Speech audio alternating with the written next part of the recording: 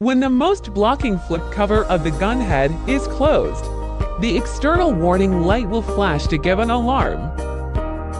After turning on the safety lock switch, the traffic light changes to a green light flashing. Then we open the most blocking flip cover again. When the green light stays on steadily, the alarm is lifted. Double-click the light-emitting button to make it emit light normally.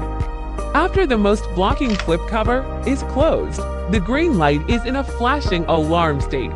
Double-click the light-emitting button again. You can find that the laser cannot be emitted. Open the most blocking flip cover again. When the green light is on, the alarm is lifted. Double-click the light-emitting button. Then it can emit light normally. The maximum laser power can be adjusted up to 6,000 watts. The maximum scanning speed can be adjusted up to 40,000.